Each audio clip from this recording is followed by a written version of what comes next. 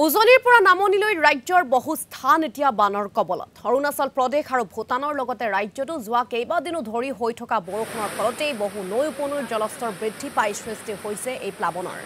ব্ৰহ্মপুত্ৰৰো জলস্তৰ বৃদ্ধি পোৱাত বিভিন্ন স্থানত প্ৰলয়ংকাৰী বানৰ সৃষ্টি হৈছে নামনি অসমতো জটিল ৰূপ ধাৰণ কৰিছে বান পৰিস্থিতিয়ে ধাৰাবাহিকভাৱে জলস্তৰ বৃদ্ধি পোৱাত শতাধিক গাঁও জলমগ্ন হৈ পৰিছে ঠাই ঠাই এককাল এবুকু পৰ্যন্ত পানীত এতিয়া নৈপৰীয়া ৰাইজ ককবকাইছে ঠাই ঠাই প্ৰবল খুঁটে ছিঙি নিছে মথাউৰি উপায়ন্তৰ হৈ এতিয়া জনতাই ওখ স্থানৰ সন্ধানত হাহাকাৰ কৰিবলগীয়া পৰিস্থিতিৰ সৃষ্টি হৈছে মথাউৰিতেই সহবাস কৰিবলগীয়া হৈছে পশুধনৰ লগত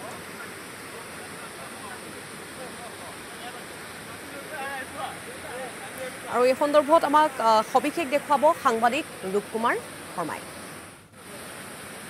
মই এই মুহূৰ্তত উপস্থিত আছো টিহু ৰাজচক্ৰৰ অন্তৰ্গত দক্ষিণ ভোজকুচি গাঁৱত আৰু দক্ষিণ ভোজকুচি গাঁৱৰ মাজেৰে বৈ যোৱা বুঢ়াৰীয়া নদীৰ বাঢ়নী পানীয়ে কিছু সময় পূৰ্বে এইদৰে মথাউৰি ছিঙি বিস্তীৰ্ণ অঞ্চল প্লাবিত কৰিছে যাৰ ফলত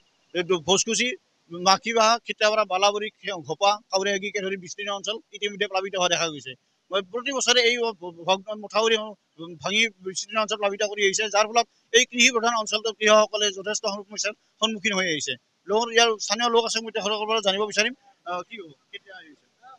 এটা আছে ধৰক ৰাতিপুৱা আজি 7 বজাত এইটো ৰাস্তাটো ভাঙি ছিঙি চুৰমাৰ হৈছে আৰু ইয়াৰ দক্ষিণ ভোজকুচি অঞ্চলৰ ৰাইজে যিটো উত্তৰ পাৰ বুঢ়ীয়া নদীৰ উত্তৰ পাৰ সেইটো অঞ্চলৰ ৰাইজৰ বিশেষ ক্ষতি হৈছে এইটো কিন্তু এইটো মই এটা কথা ক'ব বিচাৰিছোঁ যে এইটো অঞ্চল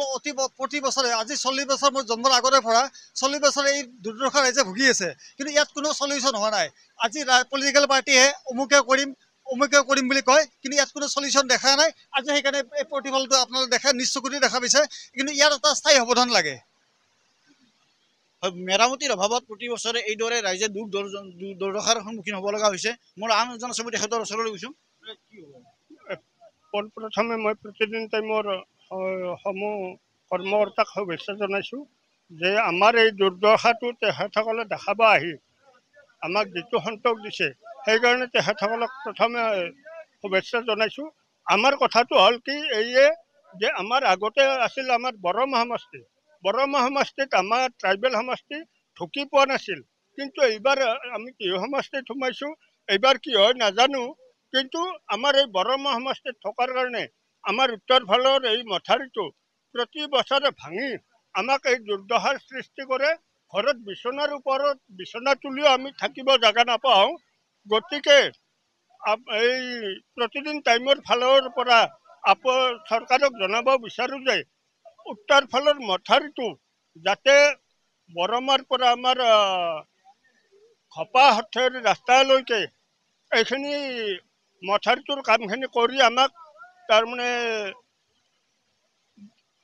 সুস্বাস্থ্যৰূপে বাচি থকাৰ কাৰণে সুবিধাখিনি কৰি দিয়ে মোৰ এই চৰকাৰৰ ওচৰত দোহাত